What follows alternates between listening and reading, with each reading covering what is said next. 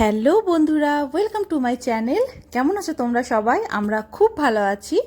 আর এর আগের ব্লগেই তো তোমরা দেখতে পেলে যে আমরা বাড়ি এসেছিলাম, আর আজকে হলো নেক্সট ডে। তো আজকে না আমরা দেখতেই পাচ্ছ সবাই রেডি হয়ে গেছি। আমি দেবাশিস, আমার শাশুড়ি মা আর আদি। তো আমরা যাচ্ছি দেবাশিসের মানে মাসির বাড়ি আর মামার বাড়ি। আসলে এটা হচ্ছে বক্তারনগরে। তো ওখানে না খুব সুন্দর ওই ধর্মরাজের পুজো হয়। তো ওইটাই দেখতে যাচ্ছিলাম। আর এখানকার রাস্তাঘাট মানে দেখতেই পাচ্ছ, আমাদের হচ্ছে কোলবেল্ট এলাকা আর কি। তো এখানে ওই বড় বড় পাহাড় হয়ে গেছে, মানে ওই নিচেতে খাদান খুঁড়তে খুঁড়তে এইভাবে পাহাড়গুলো হয়ে গেছে আর কি। তো যখন এইখানে তো এখন বেশ সুন্দর একটা মানে সিনারিটা লাগেই, বেশ সবুজ সবুজ। আর বৃষ্টিও হয়েছিল আমরা আসার 2-3 দিন আগে, তো বেশ ভালো লাগছিল। কিন্তু সব থেকে ভালো লাগে কোন সময় জানো? ঠিক ওই দুর্গাপুজো আসার আগের সময়টা। ওই টাইমটাতে না কাশফুলে একদম পুরো ঢেকে যায় এই পাহাড়গুলো।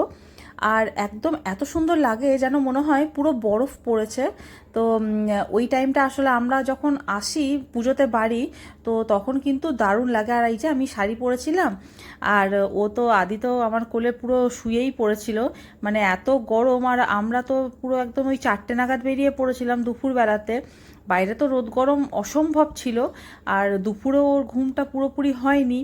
তো ওই জন্য ও একদম এনার্জিটা ওর কম ছিল। তবে যাওয়ার সময় এনার্জি কম হলে কি হবে, ওখানে গিয়ে সবাইকে দেখে ওর একদম চরম এনার্জি এসে গেছিলো। আর এটা হচ্ছে ওই ওপেন কাস্ট।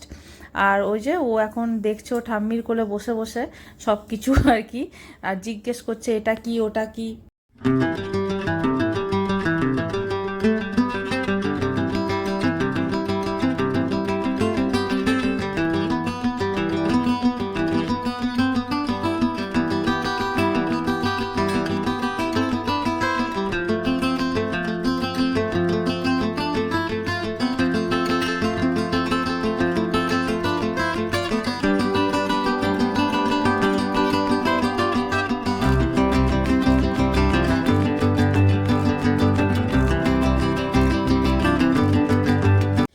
আর আমরা তো পৌঁছেই গেছিলাম অনেক তাড়াতাড়ি, মানে আমাদের ওখান থেকে টাইম ওই মোটামুটি 1 ঘন্টা 40 মিনিট লেগেছিল। তারপরে বসেছিলাম, গল্প টল্প হলো। আর সন্ধেবেলাতে এই যে এটা তো হলো ধর্মরাজের মন্দির আর কি।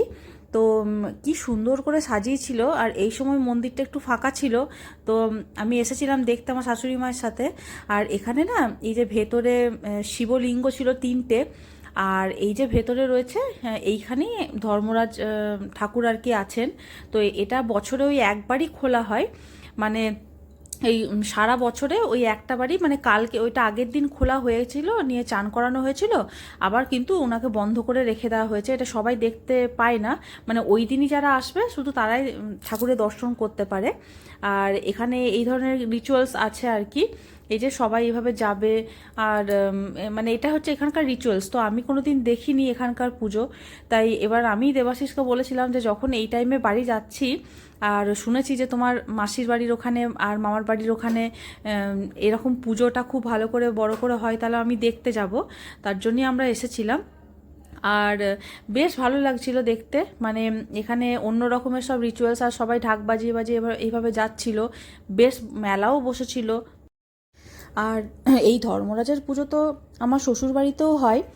আর শ্বশুরবাড়িতে হয়, তবে কিন্তু এত বড় করে হয় না। আর এটা সব গ্রামেও হয় না, তবে মানে হয় আর কি।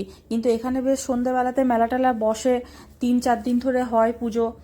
আর সবার এক বাড়িতে লোকজন আসে, মানে এত ভিড় ছিল, আমি তো এই প্রথমবার দেখলাম। তো সবাই বলছে এবারে ভিড় প্রচণ্ড ছিল। আর গরমটাও তো প্রচণ্ড পড়েছিল। এই যে এই ঘোড়া নিয়ে বেরিয়েছে।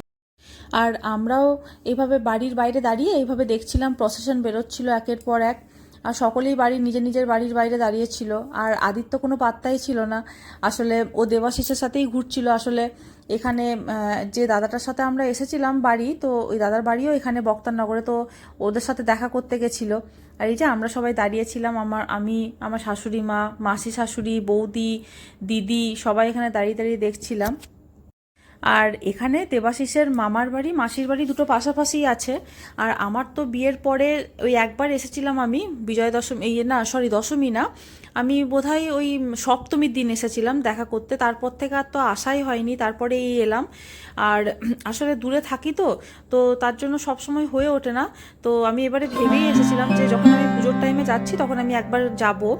আর মাসি তো বললেন যে এখানে ধর্মরাজ পুজোতেও যেমন ভালো একটা মানে বেশ ভিড় হয় আর খুব বড় করে হয়, সেরকম বিজয়া দশমীতেও কিন্তু খুব ভালো লাগে তো আসতে।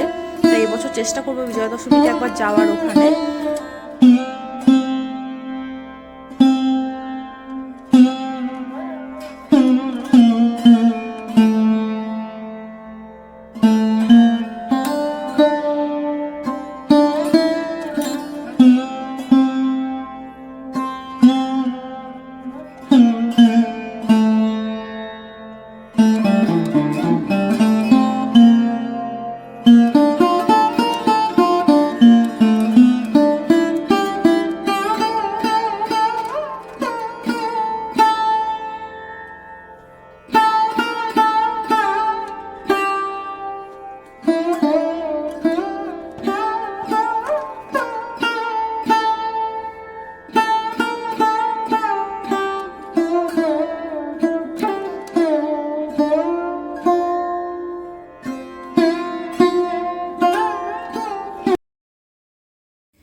আর আদি তো পুরো মেতে গেছিলো একদম। এটা হচ্ছে দাদার মেয়ে আর কি।